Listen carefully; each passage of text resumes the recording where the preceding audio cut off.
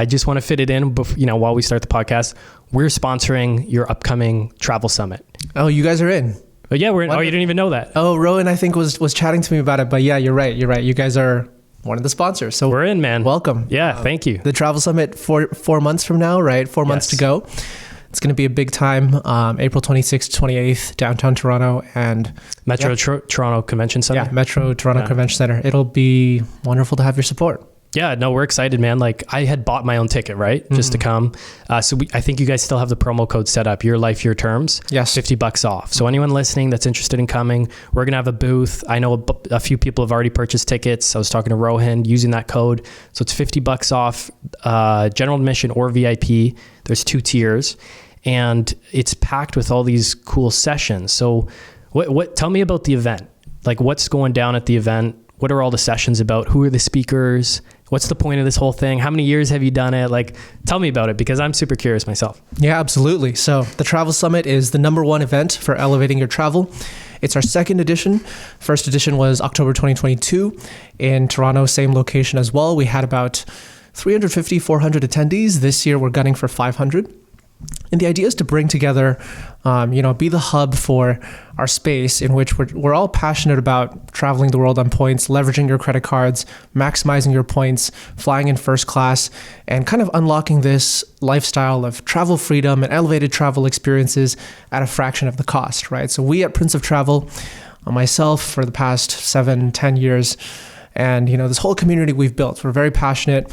We're always online, keeping up with the news and the deals, chatting with each other on the online chat spaces and, keeping each other engaged on what the latest tips and strategies are. But we, until now, haven't really had a gathering place that we come together, learn from the experts, but also intermingle with each other, get to network and get to put some faces to names among fellow travelers who are also very passionate about the same thing. And we've had so many stories from the first edition of people coming together, making friends, and becoming really great travel friends down the line, and being able to keep up among each other with these strategies and elevate their entire travel game as a result, and also even go on some trips together and find some people who are all passionate about the same thing and able to share that passion with each other.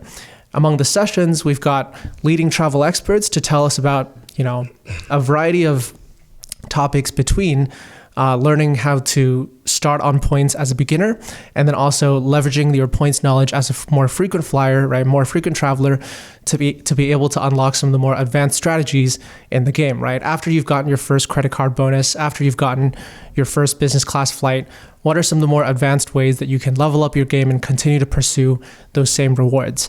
And in addition to the miles and points side, which we're obviously huge about, we've also got the themes of travel freedom, which is, to me, one of the major reasons why you would pursue something like maximizing your points, right? It's to be able to travel the world on your own terms.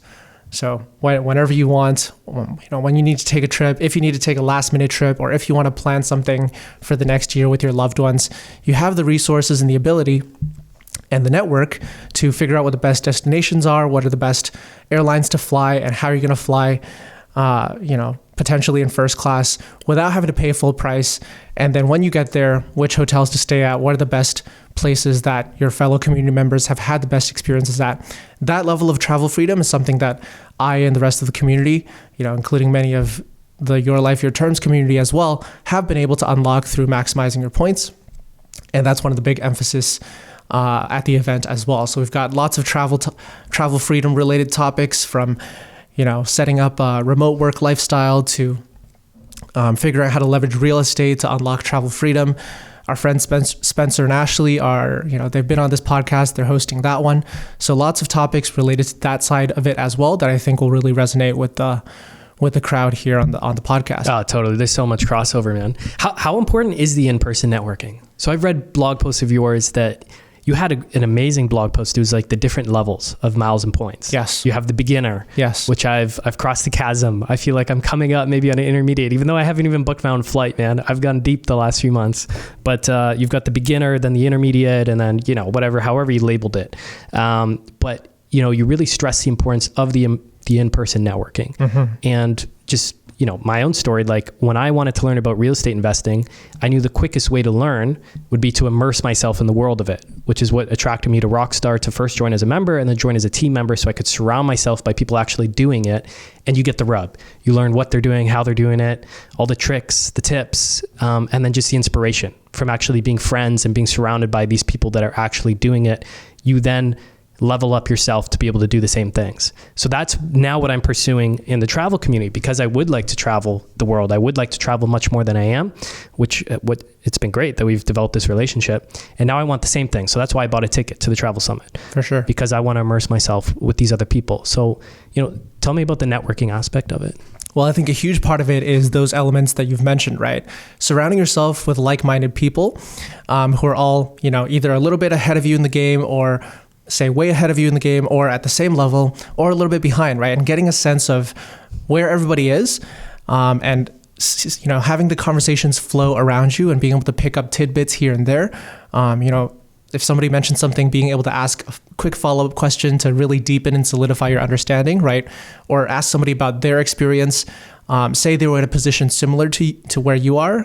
They say, did a few things with their credit cards, applied for a few combinations and got, this welcome bonus along with this spend-based bonus, and then unlocked this trip that they were then able to leverage in a creative way to book a dream flight that might just happen to be, one of your dreams as well, right? So if that's the situation, by being in the room to have those conversations, you're very quickly able to pick up on things that are basically tailored to your specific situation compared to looking at content online, right? The other thing I would add to in-person versus online content is, at the end of the day, right, online content is fairly curated for, getting you from a specific phase, which is, somebody who doesn't know anything about points, to kind of knowing something a little bit about points, and then kind of incentivizing you to go deeper into that rabbit hole, right? Which is kind of what you've experienced. Yeah, it is addictive, man. It's very addictive, right? And it's designed to keep you absorbing the content, not just from the content creator's perspective. Obviously, as creators, we're obviously we want people to keep absorbing our content, but then all the algorithms as well are designed to just keep you watching content and keep you, having questions in your head and then getting an answer, but having more questions. So being in a room with fellow, people who are passionate, fellow travelers, people who can share their experience, people who in that room are feeling open to share their experiences, because that's not always the case online either, right? Yeah. Online, you don't know who you're talking to, and there's not always that same level of energy or incentive, really, in terms of, having that social aspect to lay it all out if you're trying to help someone out. So in person, in a setting, like that, where you're chatting with someone, the conversation just flows, and then the learning curve just accelerates. Is that what you did for yourself when you started learning this game? You started attending little meetups and events? Yeah, 100%. So 2014 is about when I started.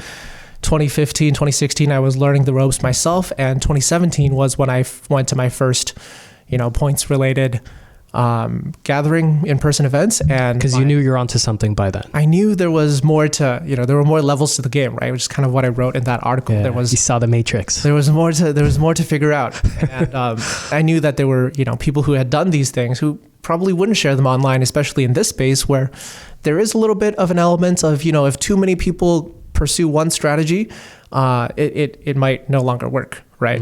So there's a bit of that element. And so with those elements specifically, if you want the secret sauce, so to speak, I mean, it's true for basically anything, right? Oh my God. Any so even in real estate, any sort of market strategy, if it's saturated, then you move on to the next thing. Dude, it's always the conversations, non-recorded conversations, casually between people that give you the biggest insights and the biggest levels up that allow you to do the most. It's always the little tips and tricks that similar thing. If you publicly share them, all of a sudden they're not, the little tips and tricks anymore. Everybody finds out about it, and then that opportunity is gone. So it's that network, man. It's always that. It's always that gets you ahead. In any pursuit, right? Yes. In any pursuit. And so when we talk about the Travel Summit, it's the same thing. We're aiming to deliver a lot of value in our speaking sessions and the speakers that we've lined up. But in my experience and in the experience of, I'd venture to say most attendees, the value that you get from the networking on the side, right? The conversations Yeah. in the hallways, the conversations during the networking breaks, right? And not just those conversations, but keeping in touch with people and keeping the conversation going after the fact. Those are the long tail value that you get from attending an event like this. Yeah, the long tail value. I like that. Even the speakers, like one of them's the professional hobo. And I've been reading her blog posts for years, like just stumbling, not even going to her blog specifically, but searching up various travel related topics and being led to her blog to the point where I kept recognizing it coming up and up, this professional hobo person. And then this morning I was just checking out your website for the Travel Summit, and I saw her on there. I'm like, oh, this is so cool. Like these are avid, passionate, leaders in the travel community. It's not even just miles and points specifically. It seems like other travel, I don't know what to call them, experts, influencers, people that really do this on a full-time basis. Yeah, experts, creative voices, creators. We definitely, like I said, And this is like the Canadian travel community that you've assembled? Canadian and US. So US. Canadian and global, right? Because travel is a global pursuit. I don't see a reason to necessarily limit our scope geographically. But yeah, we like I mentioned, there's a big miles and points component. There's a big focus on the best tips for points and the best, like, first of all, understanding the game, and then once you've understood it, right, the current state of the game and the best action sequences and the best strategies and the best programs to focus on. Because ultimately we believe that that's the best way to travel. Anybody who's interested in travel but not learning how to maximize their points is kind of missing out on that whole side of the game, right? Mm-hmm. But we also don't want to lose sight of why we do this in the first place, which is, all these experiences that we can have on the ground and all that goes into cultivating a lifestyle, right, of centering and making those experiences a primary pursuit in one's life that is, ultimately a little bit separate from the point side, right? Yeah. That's like after you've done the points, after you've unlocked those experiences, what do you do with them? How do you, cultivate an intentional lifestyle of gathering them and pursuing them in earnest? So that's kind of the journey that I've been on. That's the journey that you guys have been on. That's the journey that our team and our community at Prince of Travel have been on, and that's ultimately a big reason for why we get into the credit cards and why we go into the weeds of all the details of all the spreadsheets and minimum spends and whatnot, right? So that's a big focus of the event as well. Have you found yourself or other people that in the community getting caught up and just accumulating points as opposed to, and forgetting why they started in the first place, which is to get those experiences in travel? Is that a trap that you've fallen into, or other people that you know of? Because I'm just thinking about this from real estate perspective. It happens all the time with real estate investing or any business like entrepreneurship, where you get into it for the lifestyle, for the experiences, for your life on your terms. But it takes so much focus and dedication and hard work at the beginning to get that ball rolling that's all you become focused on. And we've had so many stories on this podcast alone of people that have got caught up in that and had to take a reset and like, why did I start this in the first place? So is it the same with the travel points or not so much? I'd say that's a risk if you don't kind of pay attention to it, right? And if you don't kind of keep the reason you had gotten started top of mind throughout the whole process. I think that's important for anyone doing anything to do, right? Which is like keep remembering like why you got into this in the first place. In our space, there's people who get into credit cards and they aren't necessarily big travelers. So that's like perfectly fine as well. And there's ways that our content can serve that avatar. Some people are in it for a little bit of side hustle money, essentially, because when you earn points, right, that also has value. And you can, that can be you don't have to use the points just for you don't travel. have to, that's the best value that you get, right? Because you get the value equivalent to a first class flight, which is something that would cost a lot of money otherwise. But if, you're not big into travel, or if your luxury travel doesn't interest you, then you do have the option of basically treat it as a bit of side hustle income. Yeah. So they come at it from a personal finance perspective. Yeah. And that's perfectly valid. It's just like, if you did originally want to get into the travel game, I think it is easy, if you're not kind of paying attention, to basically get bogged down in your spreadsheets, right? Yeah. And then it just it can be all consuming if you let it be. Yeah. As you know, it is fairly addictive, and once you once you kind of get the hang of it, you're like, oh, there's more cards to get. There's more layers to the game. Yeah, dude, I don't mean to blow smoke, but your website makes it so easy.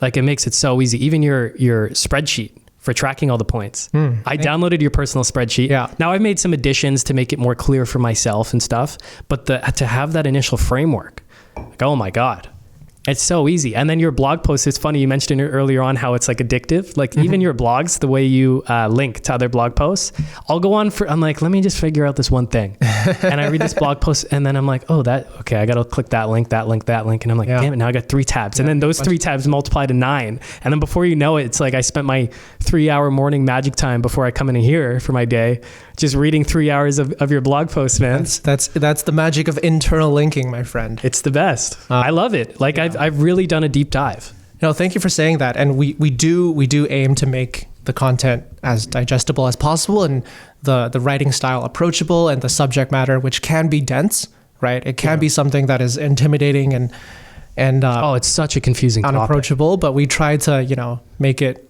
bite-sized, make it something that people can have a good experience at our website, browsing and learning.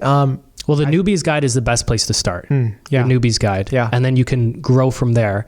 And then once you start getting the small wins, so once I got my first credit card, hit that bonus, once I got the Cobalt and started seeing the 5 times multiplier and that start racking up, like the small wins is what keeps you addicted.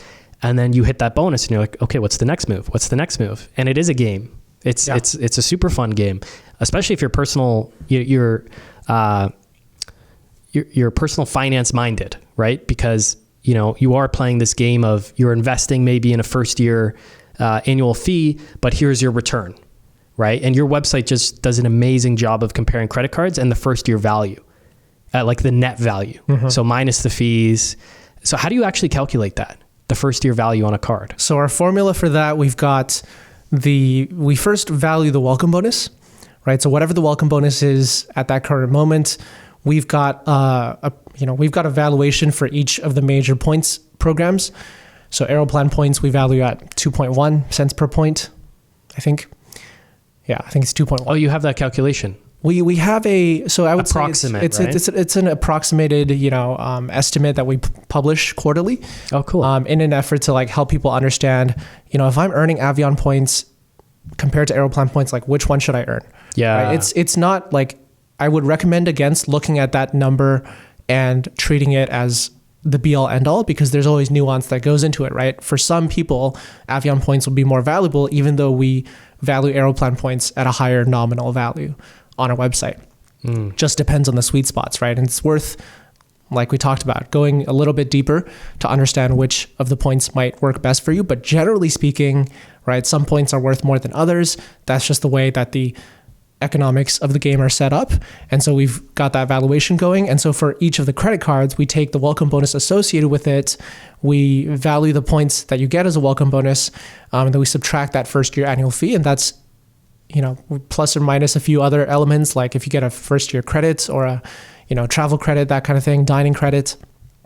And that's the estimation of basically how much value you're earning in that first year by signing up for the card. And the idea is, you sign up for the card and then you're not obligated to keep the card after 1 year, right? People always ask okay, what about the second year, right? So if you then calculate the second year value and it's negative to you, right? If the card's not bringing you value, you do have the option of downgrading it to a 0 fee card or canceling it, right? And then the first year value, looking at, the majority of the credit cards out there, that's where they've all got these huge net positive valuations associated with them.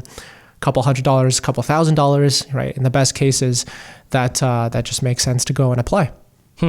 So it is worth it for you to understand those points valuations yourself, because once you get to that second year, you now kind of have to do that calculation for yourself. Is this worth it for me on a net value basis? Exactly. Because you make it very easy for the first year, because I can look at the platinum and you have it broken down. Those little cards you have the credit card, the first year values right underneath it. And then you have all the perks on the side. Yeah. I screenshot those, put them on my spreadsheet. So I'm collecting these little cards because these points valuations change all the time too. So I want to know what that bonus was and what the perks were when I signed up for that card, right? Because for example, the Cobalt changed by the time I referred my girlfriend to it. So that thing changed for her. So I need to get another screenshot of that one for her and put it on, because I'm tracking her stuff too, as I think is common, right? Very common. One partner goes deep and the other one's like, what the hell, man? Yeah. Specializing. It just makes sense. Yeah. What do you mean by that, specializing? Well, I think in any partnership, like, you may as well have, if you're already going deep, you may as well just do the work for both people. Oh God, you should always, pursue whatever the hell you're motivated about. Yeah. Because you're just going to have unlimited, boundless energy to pursue that thing. And just on that point, that's a big way to scale your points, right? If you've got your family into it and you've got your household into it, obviously your spouse or partner is the first step, but then you've got your parents, your in-laws, and those are also big opportunities, right? If you can get that buy-in from your family to, help the entire household, right, unlock elevated travel experiences. And even if, say, there's some family members who aren't as into travel, but they're willing to, have you help them manage their credit cards, then that's I've seen, and in my own experience as well, that's a way to, like, increase the amount of points that you yourself have access to, right? Just by putting in that work and delivering that value across the household. Is that what you've personally done? Yeah, I've got about 6 players. So we call player 1, player 2, right? That's you and typically your spouse, husband, or spouse, husband, wife, partner. But then, you've got your entire extended family. Everybody's got a credit file. Okay. So everybody's got access to these opportunities. So you've got a clan of 6. Got a clan, yeah. And who's in your clan? It's basically myself, my partner, and our parents. And your parents? So the in-laws. Oh, cool. And are they into travel? So they do travel once or twice a year, right? But they're not like me, where it's like go all the time. Constant. I kind of want to travel all over the map. But they know that, by kind of entrusting the process, right, with me, and I'm super into it, that when they do want to travel, they might get the occasional business class. They'll get lounge access everywhere they go, right? They'll save incredible amounts of money on, like, their regular airfare. So that's what's in it for them. And then for me, it's, I'm obsessed with it anyway. I'm happy to do the work, manage the credit cards, and just have access to a larger pool of, credit card opportunities, bonuses, benefits, and so on. So you're, like, making the pie bigger for everyone. Exactly. Like, as you help them, you're also helping yourself. Mm-hmm. Mm-hmm. The value is there for everybody to see, right? Talking about it in theory, I think where a lot of people in practice run into challenges is, at the end of the day, it's still a fairly, personal thing, personal finance. So a lot of the times, and especially around credit cards, like, people have misconceptions. So it does take, a bit of conversation and showing them the value, right? Like, demonstrating. Mm-hmm. The easiest way is, like, take them on a flight. Yeah. Take them on business class or first class, and then they're in. And then they're hooked. Mm-hmm. That's my plan with my girlfriend, because she's in. Like, she's very supportive. She's excited about it because she's starting to see the points rack up. But because we haven't actually booked a flight yet, it's tough for me to be like, see? Take her on a flight and she'll be all in. Yeah, so that's our plan, actually. So we're going to go to Italy next year in September, because we feel like we can beat the crowds in July and August a bit. Weather's still warm. And we have a wedding to go to in Thunder Bay. So I was looking at redeeming the points. So now that I've been gathering Avion points, Aeroplan points, Amex points, Marriott Bonvoy points. So I'm getting all these points. I'm churning my credit cards, but now it's time to start redeeming. Mm-hmm. So that's, like, the next step of my journey is, how do I actually redeem these? Yeah, this is a very common, like, spot along the journey. I remember exactly where I was, where you are right now, where I've done all this work, right? Like, racked up a whole bunch of points, but haven't actually redeemed yet. And I remember feeling like, oh, there's this whole, other body of knowledge as it relates to redeeming points, and, like, the ins and outs that go into that. And yeah, let me assure you, that is a big body of knowledge, right? There's a lot to understand into the nuances of when to book, when's the best time to book, what's the best, like, airline to choose, and which among that airline, what's the best seat with the best, what's the best plane type with the best seat on it, right? Like, that'll give you the best experience. Yeah. So you can easily see how you're in the nitty gritty. I wasn't even thinking about the seats. As you get into optimizing, on a damn flight. You're like, wow, like, how do I actually make the most? And that's, to your point earlier, something that is easy to, like, get super deep into and then kind of lose sight on. Why am I actually drilling down into, like, all these seats? Like, at the end of the day, lie flat seats, really nice, right? So I'm basically saying, like, it's easy to get lost down that rabbit hole. Be warned, right? But also be cautious that, it's at the end of the day, this is all just, super valuable stuff that we have access to that we do have to have some gratitude for. Oh my God, dude. I mean, you've been the biggest part, and I mean, you kickstarted this whole journey for me. So I'm very grateful for you. And I know you have built off, the shoulders of giants, as they say, and all these other people that you learned from initially. Right. Mm-hmm. And you've got a powerful network too, of these travelers. Like what are some of the things you get from having this network? You mentioned earlier, just the advantages of having that network. Is it just reaching out to someone who took a recent trip that you saw them go on and asking them how they did it to structure your trip the same way? What's the value of having those people in your life? I mean, there's such a range, right? And I think there's everything from the super niche, right? Niche stuff that wouldn't necessarily make its way into, a piece of content that's published online. But if you're, if you're out on the road kind of going for these experiences, then you run into things like, here's a common example, which is, you'll use your points to book a flight with an airline, say Turkish Airlines or Etihad or Oman Air or Gulf Air. These are some airlines that the problem is they don't make it easy to select your seat online if you've booked with points, because not a lot of people book with points, right? So they just haven't built that functionality. And then, but the problem is when you use your points for a business class or first class flight, you're just obsessed about selecting your seat, obviously, because you want to get the best seat and the best experience, right?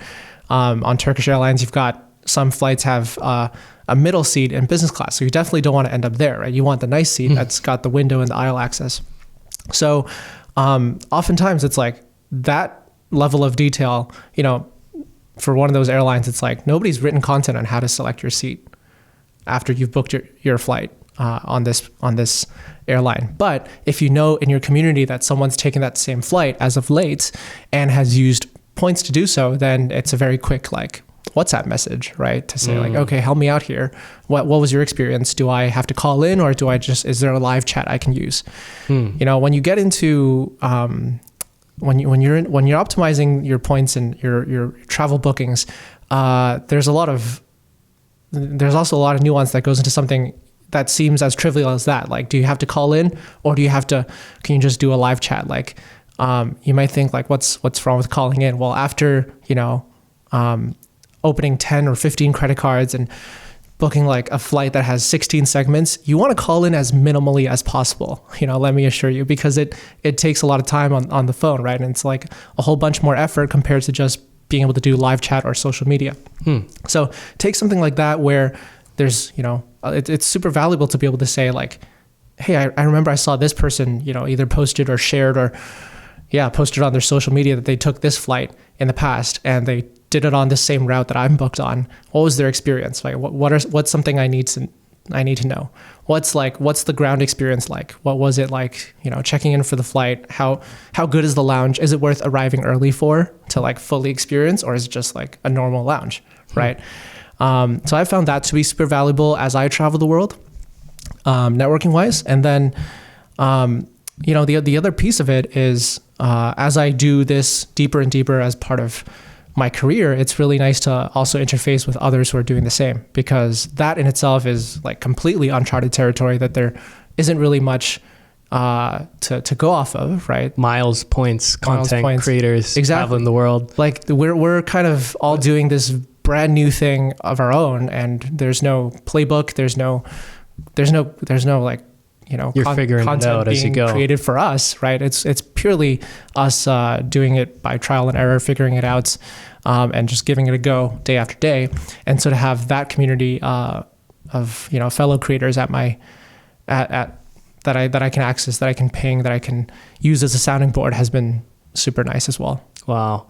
Within the travel community, how niche is the miles and points community within the broader traveler community? It's a great question.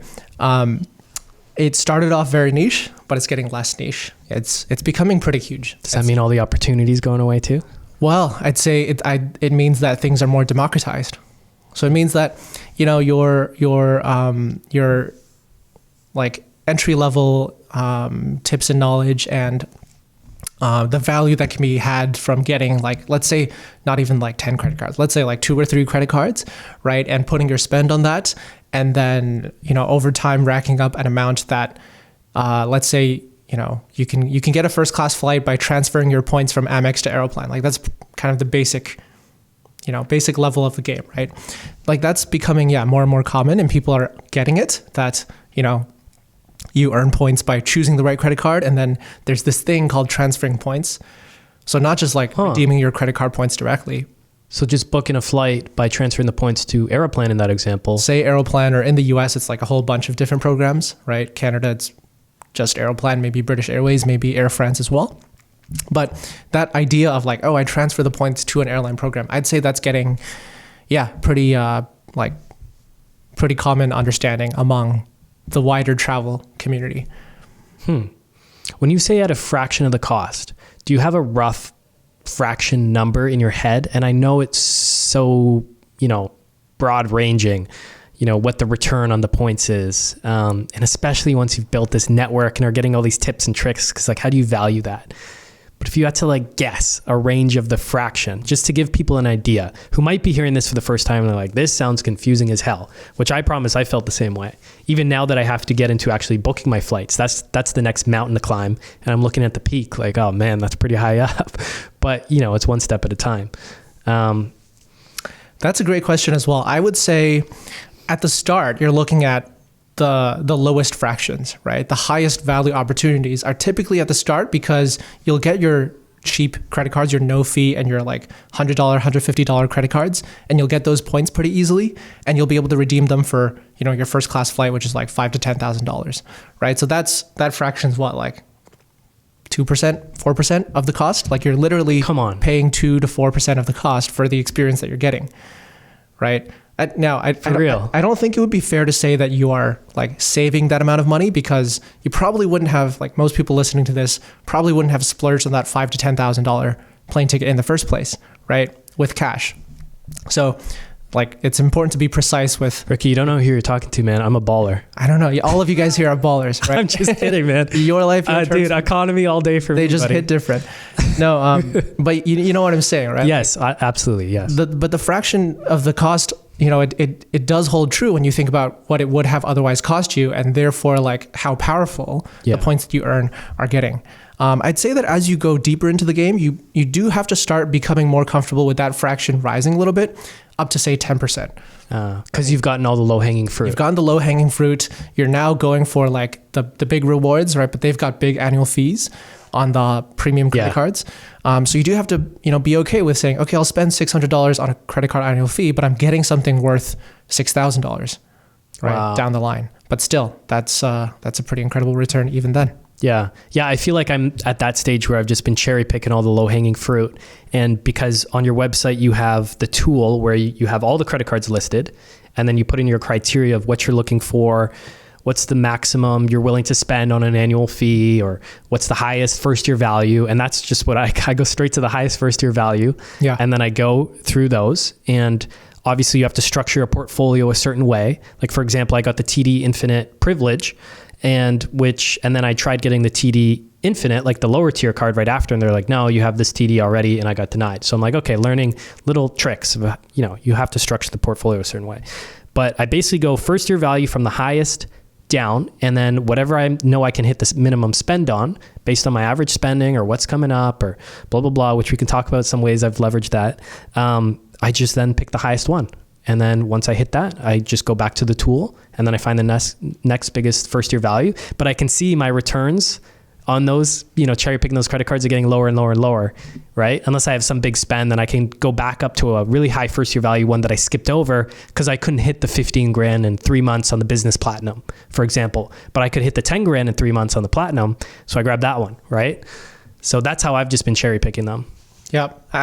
Get Tom to let you put some business expenses on it, and you'll be plowing through them easy. Yeah. It's funny because I was showing Tom, I was all excited because I just got the platinum, right?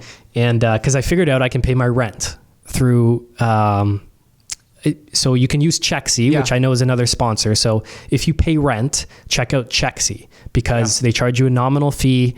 I think it's like 2% or something like that.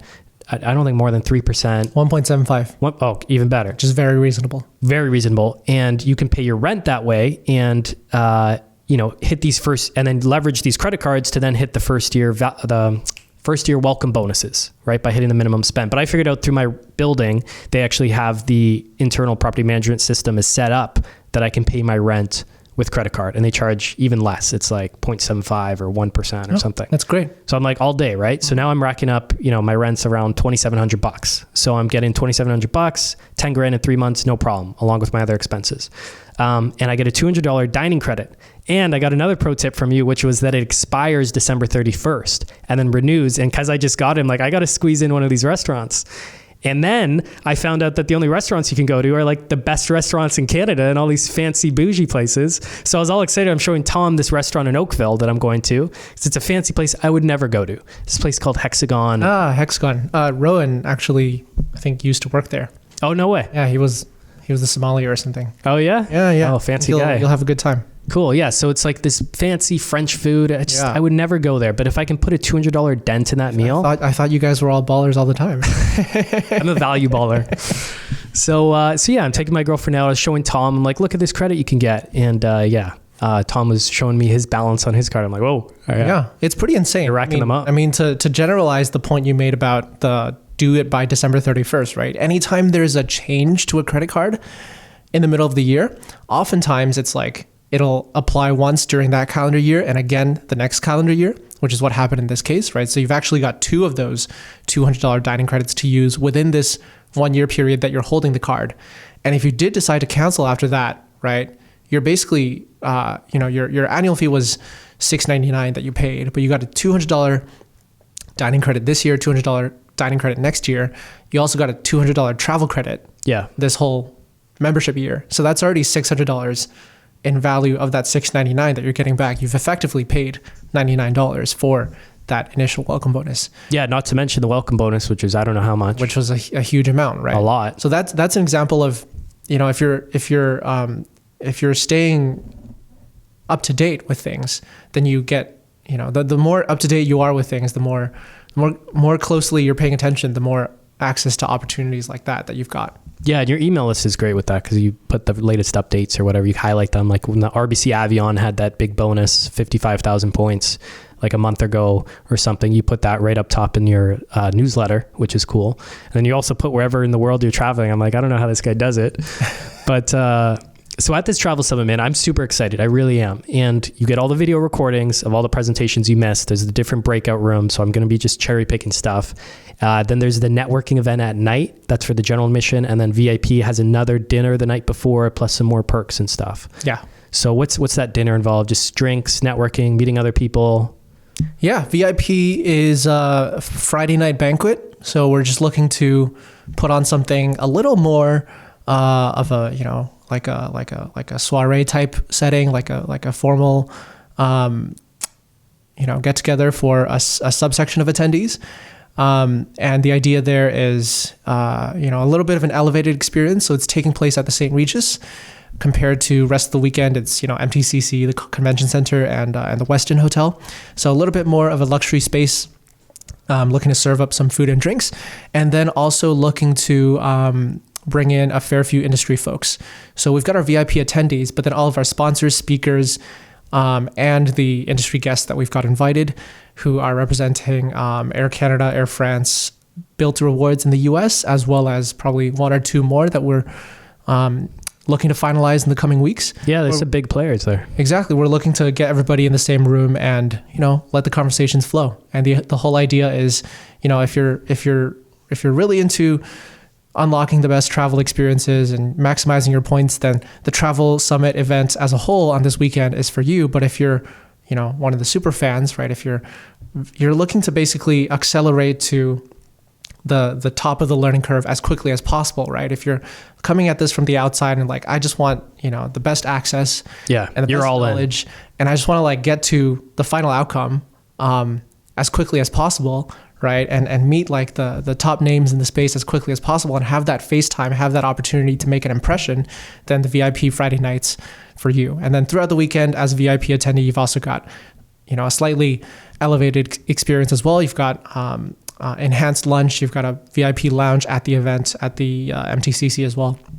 So a couple more things thrown in.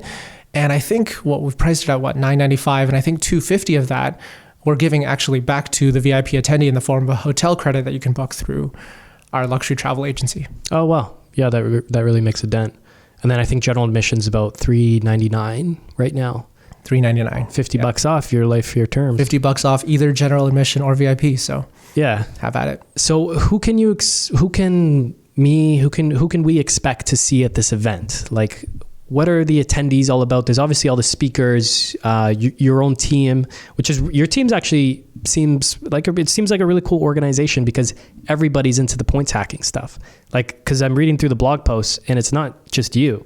It's actually almost rarely you. You know, the older ones have been you heavily, but I noticed a lot of the newer ones are people on your team who are also going to be at the event and speaking.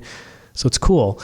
But who else, like who are the types of attendees? What's the demographic of the people that came last year? Like, where are they from? What do they do? Are they entrepreneurs? Are they digital nomads? Are they just travelers? Are they just regular folk like me that are looking to travel more? Yeah, I think you've touched upon much of the range of people. I'd say last year we had a large concentration of like locals, so Torontonians, Ontarians, and this year it'll probably be broader than that. So, you know, definitely a very strong concentration of locals, but also a lot of people flying in from the rest of the country, from the US. Everybody, you know, sharing that same passion for, at its core, right? Leveraging, you know, the tools that we have, the credit card, the opportunities to travel more, but to broaden from that a little bit, it's leveraging anything that we kind of have, any opportunity that we have access to elevate one's life, one's access to opportunities to pursue, overall kind of following this theme of, I think is the reason why I keep coming back to this podcast is living life on one's own terms, right? And travel being a huge part of that. Whenever you ask somebody, what does that look like? Whenever you ask somebody the question, what would it look like to live life on your own terms? Or, a proxy of that is, what would you do if money were no object, right? I mean, travel is almost always the answer. Always. And so there is a pathway to unlocking that, like while still, like having to, while still being constrained within like the bounds of today's reality, which is, unlocking your credit cards and learning how to really dive deep. And so it's really that undercurrent that brings most, attendees to the travel summit. It's like, yes, I can use my credit cards to fly around the world, but I could also learn that from like, absorbing content online, or like there's also other events, right? There's like, just to be very, very transparent. But what we're looking to build is that community of people who share that like-minded pursuit of not just elevating one's travel experiences, but elevating like everything that I'm doing in life with travel as a key component of that, as a central component, and just being excited to like not just absorb the subject material, but to embed oneself in a community that's all about that. Mm-hmm. Yeah, it just starts rubbing off on you. Your own travels, like how many places have you been this year? Man, 2023 has been a busy year. Almost a little bit too busy. But I think, we first spoke in January, and that was the day before I headed off on the first of probably like 4 or 5 round the world trips this year. That trip was we're just making some content, reviewing some airlines, right? We went to Middle East and then Southeast Asia. And then February did Bora Bora, New Zealand, Australia, and then skiing in Japan with some friends. And that was 5 weeks on the road, which is like way too long. I was very fatigued by the end of that. What else? Yeah, I think there was probably I think April I was staying put. May I did a birthday trip in London. And then June I was on a surprise round the world bachelor party. So this is where like my whole like summer wedding thing kicks off, because my team basically surprised me with a like round the world trip for the bachelor party. And they did like, we did the Q suites. We did the 4 of us in the middle. I saw that, the business class. And then we did the bar hopping on the A380s. So there's 2 airlines in the world that have bars on their A380s. There's Qatar Airways and there's Emirates. And we went on both we did Doha to Bangkok on Qatar, and then Bangkok to Hong Kong on Emirates, and we just, cleared the bar and basically we did the whole bachelor party off the flight. Right? But we're 35,000 feet in the sky, so that was definitely very unique. And being surprised by my team was also a super unique experience, right? First of all, I've never had anybody book travel on points for me, right? Because that's a very specialized skill, and you kind of need to know a lot that's going into it. So going into the itinerary, having no idea what we're doing, that was just completely wild. Wow. And also, it's one of those outcomes that back when I started the company, I could never imagine that my team would actually go ahead and do such a special experience, like plan it, and it took them months to like figure out, right? Because they had to like figure out how to book the flights, all the thinking and strategizing that goes into that, putting together the perfect itinerary that, gets us to Bangkok, gets us to our bachelor party destination in Thailand, but also gets us home within like this 1 week period that doesn't keep me away from home for too long. Wow. So that was wild. And then I was staying put in the summertime for my wedding, but after that it was our honeymoon. We went to Kenya and Tanzania for safari. And then I took my dad on a 60th birthday trip recently. So he was, he's obviously been there since day one, and I got to treat him to that shower in the sky experience. He showered in the sky for the first time in his life on his 60th birthday. I think he's pretty happy with that. Yeah, just to cross it off the list. Eh? Yeah, I think that's gotten me some good sun points. It is so weird when you think about it, showering 35,000 feet up. It's totally wild. And he didn't know it was happening until I told him, like, guess what? We had just like polished off a bottle of champagne, had a father and son meal together, and I was like, guess what? You're going to shower in the sky. Yeah, it was pretty amazing. And then lastly, November, I took my wife to Easter Island and then trekking in Patagonia in Chile. Wow. You must be just shocked at the life you're living. It's a dream life. I can imagine that you must just look around and be like, how the hell did I get here? It's a dream job. It's a dream, it's a complete dream, but it was my dream, right? And that's, I think, important to mention as well. It's something I've kind of always wanted since I, started to think about like more consciously about like what path do I want to pursue. When did you start thinking about that? How old were you?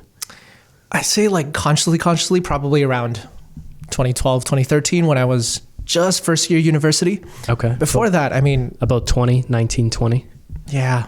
And you're like, what do I want with my life after university? What do I actually want? Not just like, here's like the paths that have been kind of presented to me, presented as options, right? Which was what for you at the time? I mean, growing up in a Chinese family, it's like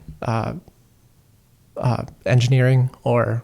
and my dad was a lawyer, so he's always been and continues to be huge on like pushing me in that direction. Still? That's so crazy. Still. No, I have this company of 7 years and we have a team of 25 and Dad, you just took a shower 35,000 feet up, man. Yeah, exactly. I think you can give up on the lawyer dream. I take him on all these trips and then he gets on a FaceTime with me because they live in Beijing, my parents. Yeah. They'll get on a FaceTime and then half the conversation will be, you should consider going to law school. Oh God, dads of the world, right? It's just such a different culture. Yeah, it's such a different culture. I can't imagine. So that's what he's known. So that was what you felt pressured to do, and that's what I was kind of being shepherded towards, right? And even absent the shepherding, those were the kind of options that were presented to me. But it was, I remember it was like just me, at age 19, wandering through an airport. And then being struck with this realization that, this is something that I really, really enjoy. Like this feeling of, being on the move and being able to see new places. And it'd be really cool to like do more of that or find out like how I could possibly do more of that. Yeah. Right. And that was the first time that I actually kind of came to that realization. Because before I was traveling, I was very fortunate to travel with my family as a young kid, but I was a bit of a passenger. Being there, yes, absorbing those experiences, but not really thinking about like what they were doing for me or, that they were in fact, so transformative. So something I hold so dear. So it was after that point that I had this feeling of, okay, I'm probably still on this default path of like doing one of these three possible career options, but my dream is actually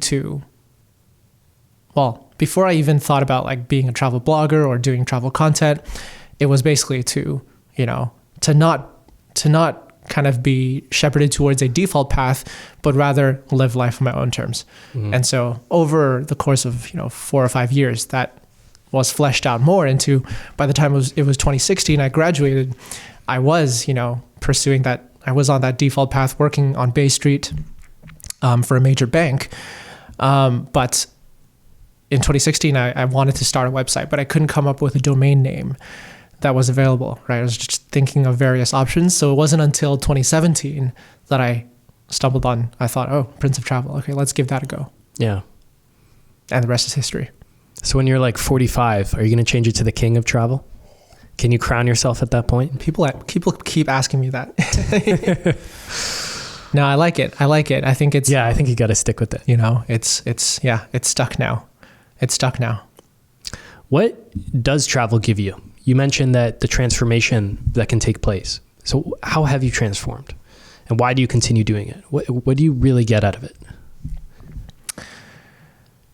There is just that unique hit of dopamine, right? Every time you kind of see a new place, but not just that new place, but rather, see and absorb and immerse yourself in a new way of life, a new culture, a new set of stories told through thousands of years, a new, I'd say, end of the day, what to me it is a new perspective. And what that new perspective does for me is, adds to like my ability to look at anything that's happening in my life or anything happening in the world, with, the ability to like say, this is my default perspective from my, point of view, my experiences, the life I've lived. But what would, somebody else think of this thing, or how might somebody else view this thing? What other perspectives exist out there? And the ability to like very naturally ask that question and, think through all of the implications, oftentimes opposing perspectives, right? When you get to anything. And I think that's something that I've just found has served me really well. As I like, even taking this very path of going from, somebody who has a dream, doesn't really know what to do with it, and is being shepherded towards these various defaults, that I actually didn't really enjoy and resented a little bit, to being able to figure out my way through that, right? Thinking through something like the decision to leave my corporate job and start Prince of Travel, right? Where the at the time especially, the external messaging I was facing was like, that'd be a crazy thing to do because... Did you tell your dad when you did it? I did. I told my now wife. I told my dad and my mom and, my family and those close to me, and almost basically nobody said that it would be the right idea. Everybody was like, you should probably stay at the bank for a few more years. But, for me, it's like, okay, that's their perspective. My perspective is obviously one of bullishness and belief in my own abilities.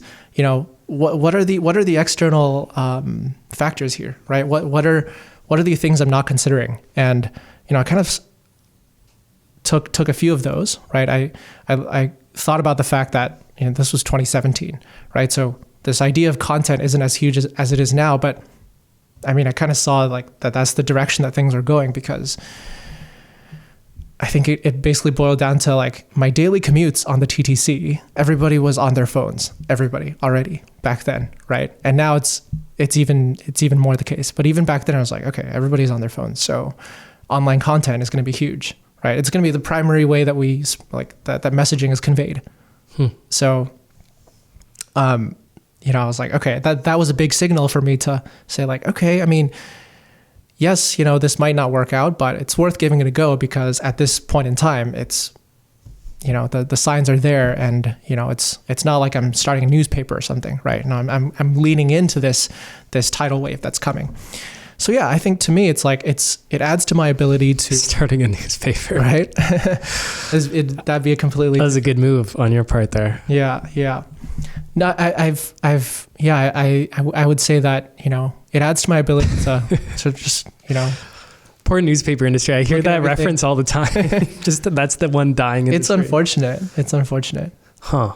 Yeah, you must have just such a crazy global perspective now, right? Yeah. That very few people in their lifetime can gain, let alone somebody your age. It's something that I don't think I appreciate enough. I think I agree with you. It's very, I'm very blessed to be able to develop that perspective and to have been on all the adventures I've been on over the course of this year.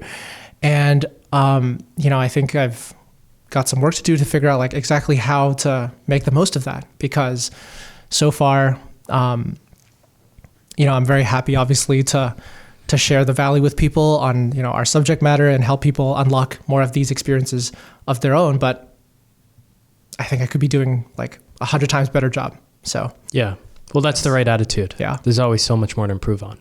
And I'm sure Prince of Travel has gone to the point where like you said, your team taking you out on this thing or this event you're going to be hosting, I'm sure you couldn't have even imagined the path that it would take you on at the time, right? Because you can only see the next step ahead of you. Yeah. No way I could have imagined. Like, yeah. I mean, so your advice to people, it just seems like you were very intuitive and you knew yourself really well. You took time to kind of listen to yourself. And when an experience kind of gripped you, like when you were walking through that airport and you felt alive, you felt turned on by it, like, you felt engaged with the experience, right? Yeah. And then you also noticed that everyone was on their phones. So it seems like you're just paying attention to the world around you and yourself to identify these opportunities. So what trends are you looking at right now that you think are going to continue that you would like to leverage? Yeah, it's an interesting time, isn't it? It's crazy.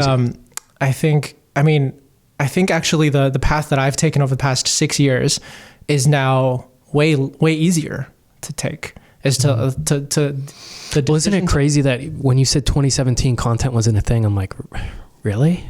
Like it was only 6 years ago, but you're right. Like it's come so far, so fast. It's come so far. It was a thing, but it was, I'd say in the early stages, the very early stages. I'd say even now, it's still so early. Very early stages, right? But compared to 6 years ago, it's a lot more accessible. There's a lot more examples of it being done successfully, even with you guys building community out of, real estate, but also adding content on top of it, right? I think for anyone doing anything, content will only supercharge it, right? Because it's just a way to reach, you get million times the people than if you didn't do it. So technological leverage. Yeah, exactly. And I don't think there's going to be a lot of companies that really grow in the coming, forever, right? I was going to say coming 5-10 years, but really it's like from this point onwards. I don't think there's a lot of new success stories that's going to take place that don't leverage that power because, because of how strong it is. So, right now it's like, I do really see us moving towards a world where basically anybody working on anything, right? Big companies, big or small. And when I say small, it's like all the way down to the individual creator, right? What we're doing now, having these conversations, sitting down in front of a camera and sharing content with the world, that's just going to be the new form of predominant self-expression. And self-expression is something that humans have always been all about. So I don't actually see that changing anyway. It's just, this is the new medium that allows you to reach millions instead of just your local community. Right. So I'd invite really anybody who's like on the fence, who's like, seeing, maybe people you follow online, and if you have admiration for like, what they've done, and it's time. What if somebody's nervous to put themselves out there, to record their voice, to record the video, to write the blog post, to post on their social media, to their whole network? Hey, look at me. This is what I'm doing. What would your advice be to those people? And what were some of the roadblocks you had to overcome with that? Did you ever at all feel self-conscious about putting yourself out there? Absolutely. And to some extent I still do, right? There's still platforms that we've yet to be on, and there's still like, messaging that we've yet to put out there, and, self-consciousness and the basically wondering, okay, well, how will I be viewed, right? The fear of judgment from others. Fear of judgment. I mean, I think that's a very normal phenomenon for anybody starting out, and anybody who has started out and gone on to do something, at a very high level. That's something that they've had to overcome in the first place. At this stage, right, it's like I said, it's becoming more and more of the default. Actually, like I don't even think we're speaking here and sharing anything particularly radical and saying that like, you kind of have to do content if you want to compete in, any sort of achievement. Yeah. in anything, right? I don't even think that's particularly radical. I think it's basically the new norm. The new normal, right? So I think, there's a lot more good examples and role models that have, successfully overcome that initial barrier and gone on to make something huge. And if there's any part of you that wants to, follow suit and also make something, very significant, there's kind of a lot of people you can look at and say, okay, they would have faced the same anxieties that I currently face, but they had, taken that step, and here's the results. So if, that's the part of you that I encourage you to lean into, right? The belief in one's own abilities, and also the line of thinking is, all these people have been able to do it. Mm-hmm. If there's a part of me that wants to give it a go, it's doing yourself a disservice if you don't. Do you ever think to yourself like, well, I'm human and they're human, so if he can do it, why can't I do it? Absolutely. I always think that. Yeah. I'm just like, oh man. Anything. Yeah. And the more you once you get over that initial hump of taking action, right, and see like a few instances, a few of those cycles of taking action, getting a few wins under your belt, seeing the results of your work, at the start, even if it's just views from your friends and family, right? Just your engagement from those close to you. I mean, that was the case for everybody. So once you get a few of those wins under your belt and get the momentum going, it really builds. Yeah, I mean, you've built up, quite a large following, but we could be talking 10 years from now, and we'll be looking back at now like, dude, remember back then? Like, yeah, right? Absolutely. It's just, that's the stage you're at now, and there's nothing to do but improve from the stage you're at. What do you think of, how do you view Canada? Now having this global perspective, being outside of the country for so long, and then looking back into the country, and then coming back here and absorbing all these cultures around the world, and then re-immersing yourself back here, and also identifying all the thinking patterns and cultural things that you thought was like who you were, but maybe you realized that's how everyone around you thinks, so you just got absorbed into that. How do you think about Canada when you come back and when you're here and when you're abroad? Yeah, it's a good question. I probably come at this too from a fairly unique perspective, because even though I'm Canadian, I only moved here at age 18. Okay. Yeah, I don't know if we spoke about this, but yeah, we did. Weren't you born here? I was born in Vancouver, and then I grew up in Asia. Got the citizenship. Yeah, exactly. Got the passport. Didn't you fly here just to be born here or something? I don't know if that was the plan. Actually, no, my dad was going to UBC Law School. Oh, okay. And then it just kind of worked out, basically. And then he got a job offering in Hong Kong, and then we moved. Okay. So, or maybe that was a plan. I might be mixing you up with somebody else. I think had a similar story. Because I feel like that's a pretty common. And I'm like, okay, if you're 8 months pregnant and you're flying to another country, I'm putting two and two together. I mean, come on. Yeah. I mean, Canada's one of those few countries, right, where you're for sure born on the soil, then you get the passport. So I'm sure that's pretty common. I'm sure it's leveraged. But I grew up in Hong Kong, Beijing, and then I moved to Toronto at age 18 to go to university. And my first impressions were, growing up in Asia, the scale of even just the cities is completely different, right? Oh man. So I was a little bit like underwhelmed when I first arrived in Toronto. Like I didn't have the context of like, what makes Toronto so great. Yeah. All the multiculturalism. I'm still trying to figure it out. I came over from, just a big city, like all action going all the time, high energy levels. And first 2 years of university, I wasn't really feeling myself. I was actually, I ended up going to London for study abroad in my junior year. And I was like very motivated to do that. I was very motivated to like experience something else. I didn't feel like Canada was like the right place for me. I was also 19, 20, like just trying to figure everything out. Yeah, it's a wild phase of your life. I mean, that time it was quite tough because, cold, dreary winters, U of T, like doing the academics, especially there where you're kind of a bit of a number. I don't know. U of T has a bit of, I've come to appreciate that. Okay. That's a bit of the U of T experience. Right? That's what I've heard. A bit like a number, especially in undergraduate. And then, so I was keen to almost get out of there, during the first 2 years, but, I ended up meeting my now wife towards the tail end of my second year of university. Awesome. And we started off long distance when I was in London, and then we kind of met up a few times. And then if it weren't for that, I probably would have just stayed in Europe or pursued something else, I feel. But because of that, I ended up coming back for fourth year university, finishing everything off. And then, the natural thing was like, okay, I guess, look for a job, go networking on Bay Street, figure out what's next. And then I kind of like found my way into a job, because this is actually a funny story. I ended up doing a summer internship after my fourth year, even though summer internships are for people who are going back to university. That's how it works at the banks, right? But I basically said, like, I can go back to university if I have to, right? Just to be eligible for this internship, because it was a way to get my foot in the door, right? And then after impressing there, they ended up replacing another team member with me full time, because I was available, even though I was just a summer intern. But that's kind of how the chips fell. And then it was during that period, and I know I moved away from Bay Street, but I would actually, say it was a very valuable experience. It taught me like what it's like to just go to work every day, right? Put my energy into what I'm working on and build that routine. Well, it makes you more relatable too, because somebody like myself could look at your lifestyle now and be like, what the heck? Like, it's so different. It's very different now. Right? But to know that you started from that place and felt that wasn't for you is, I think, a big asset.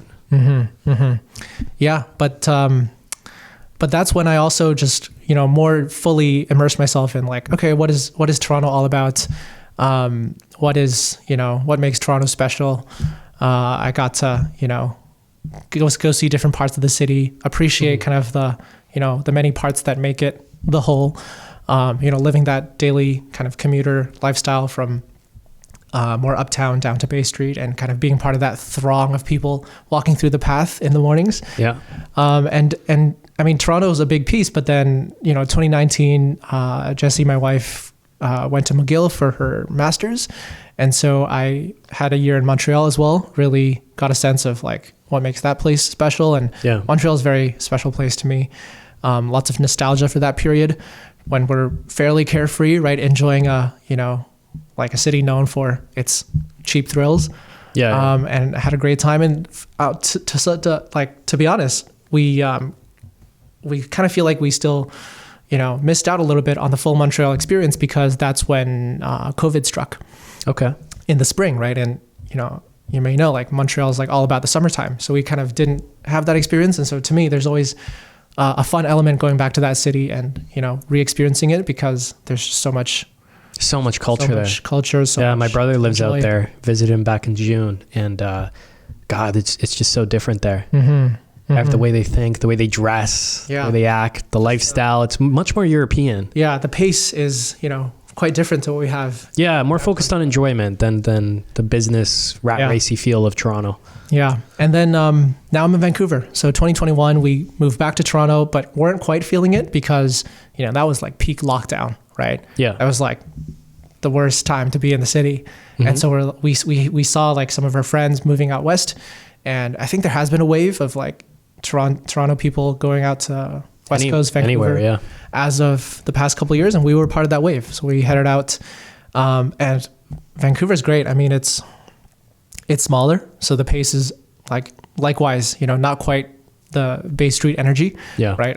These days I'm almost a little bit like taken aback when I'm part of that Bay Street throng of crowd. Okay, you're like, God, how did I get back in the throng? I know, like, there's so many people here. Get me the hell out of this thing. But Vancouver's also got a nice enclave of creators and entrepreneurs, which I really enjoy. Yeah, it's a cool city. Very expensive city, but it does seem very cool. Yeah.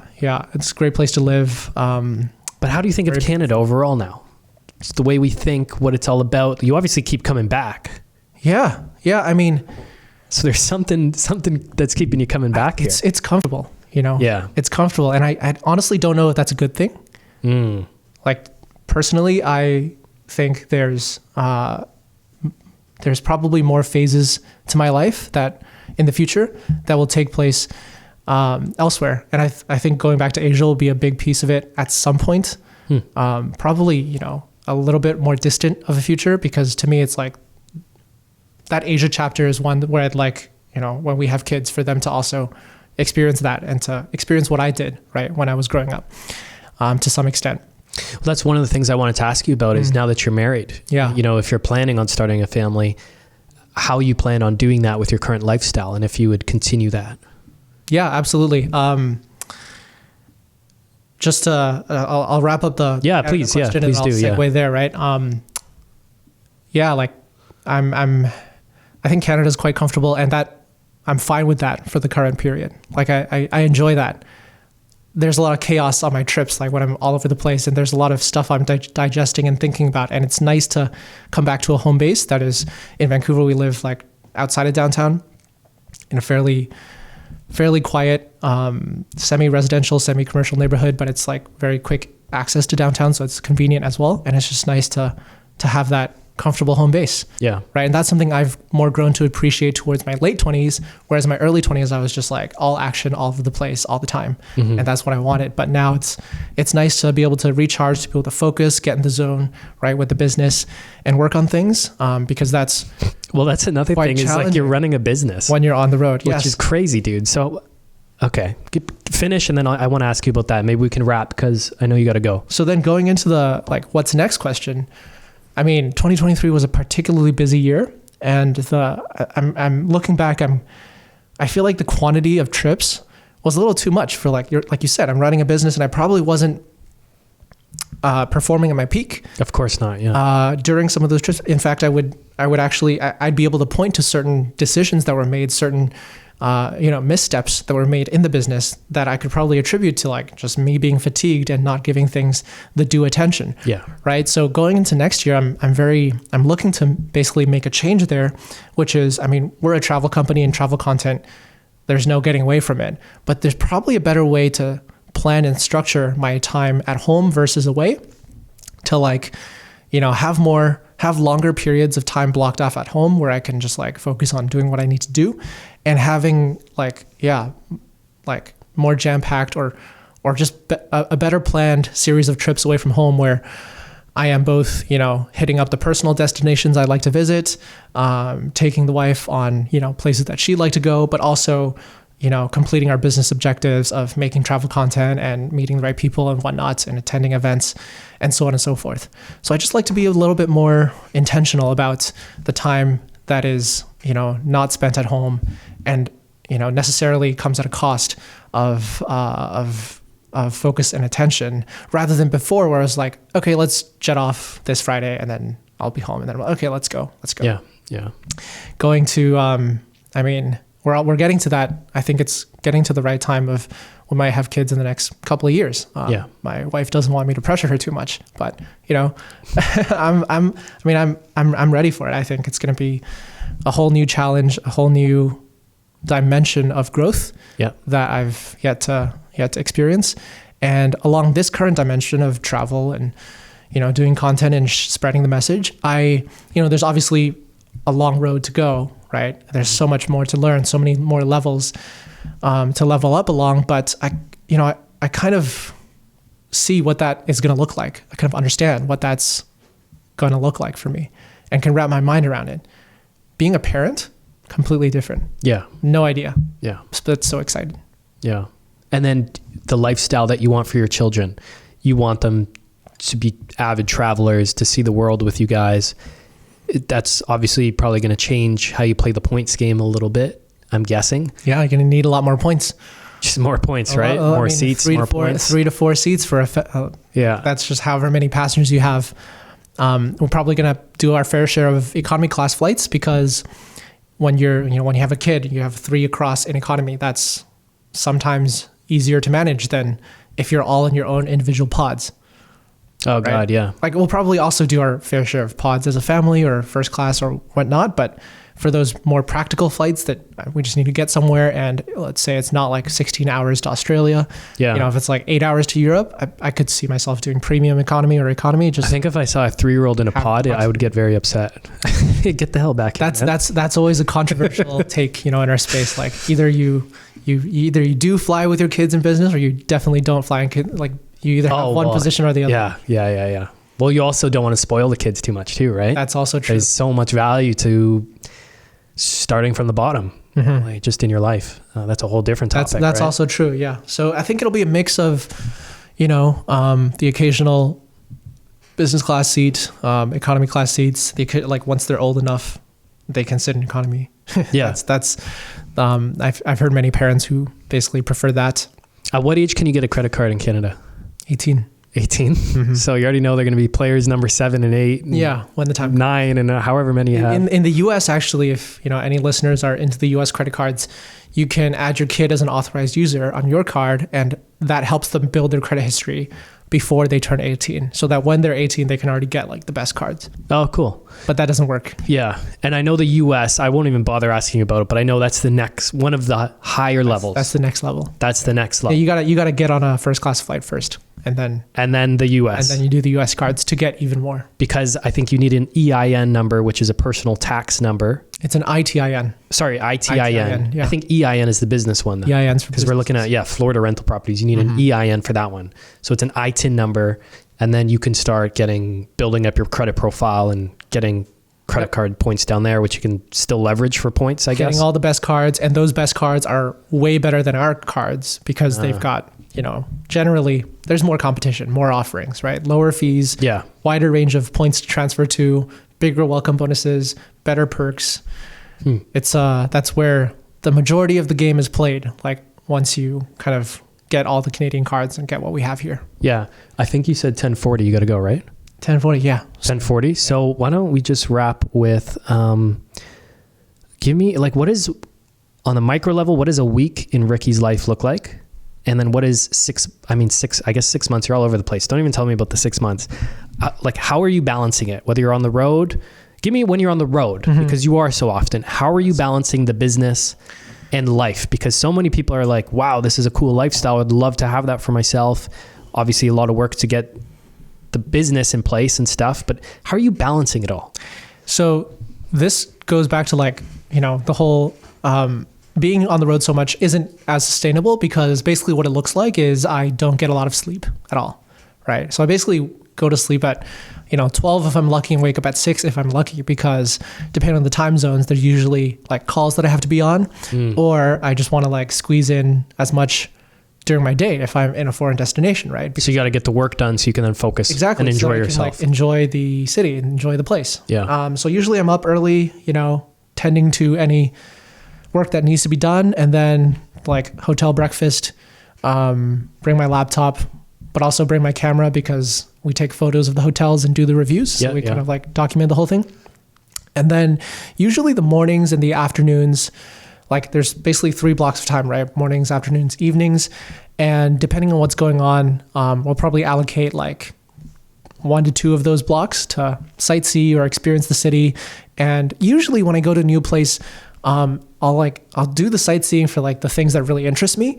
But if it's just going up to the top of a building or something, often I'll skip it, and I'll prefer to go to a cafe throughout the day, pop into 2 or 3 cafes in 2 or 3 different neighborhoods. And the benefit from that is, you get to basically absorb the local pace of life, listen, eavesdrop on the conversations, maybe strike up a conversation with, a local or 2. But also, work from phone. That's also huge, right? When these days I'm with the team, having built up a lot this past year, there's generally less that I have to actually do myself. Edit a blog post, put the people in the systems edit in place. Video. Exactly. That's what I've been working on, so that people, our team can keep things on track. And then usually I just have questions to answer, or a decision to make, or something to give my input on. And those can just be done from my phone, right? And I just kind of keep a healthy pace of that going throughout the day. Usually at nighttime, if there's any calls, anything to catch up on, I'll do it. And then back to sleep. So then, this year I've been trying to practice being as efficient as possible with that, so that I can actually complete what I need to complete during the day, during as few days as possible, and then wrap up the trip when there's not much more to do. In the past, I would be happy to just meander through cities, meander through different countries, and just bum around basically, and just experience that, right? And just experience being in a new place. And I'd take a lot of enjoyment from that. This was my early to mid 20s. But now, time spent away from home comes at a cost. And that's only going to be more true as we, as the family grows, right? And you have a family to support. So I want to also start training my mind, right? To get used to that new future reality. And that means okay, if I'm done what I need to do, I got my content, I got my meetings, I got my new experiences, new perspectives at this place, then I'll go home and then I'll go to a new place on the next trip. Yeah. Fascinating, man. Fascinating lifestyle. We'll wrap here. We'll dig into it more next time. Yeah, man. Thank you so much for coming in as always. It's always a pleasure. You're all over the world. So I feel really lucky to be able to sit across from you and have you in here, man. Really looking forward to the Travel Summit. We're going to have a booth set up. Me, I think Keith and Aiden on our team are going to be there. We're going to set up a content station. I don't even know if you know all this. We're setting up a content station for all the content creators to film stuff there, to do little mini podcasts. We're going to be doing podcasts. And the one thing I wanted to mention to you is I really love this travel stuff because it's forcing me, now that I've accumulated all these points, it's going to force me to use them. Like it's forcing me to now actually go out and live my dream, because I do get caught up in the work and the go and just living for tomorrow instead of today. And so I really like that, man. It is something that, because it's a dream, it can be like, something I'll do in the future. You keep putting it off. You gotta make it a reality. So that's really great to hear. And Anthony, I want to say thank you for having a space that is so in line with kind of what I feel is so important, right? Your life, your terms. That's the reason I keep coming back to the show. When I think about that name, it's like, obviously there's gonna be stuff to talk about. It's gonna be a fun conversation. Yeah. So thank you to you and Tom, and looking forward to next time. Awesome, man. Thank you. Appreciate it. Hey, thanks for tuning in. You can find every new episode of the Your Life, Your Terms show on all the major streaming platforms. So Spotify, iTunes, Google Play. And if you'd like to get free copies of some of the books that we've put together, like these right here, or some of the reports that we've put together, like these right here, you can find all of those at www.rockstarinnercircle.com. That's www.rockstarinnercircle.com. That's it for now. Until next time, your life, your terms.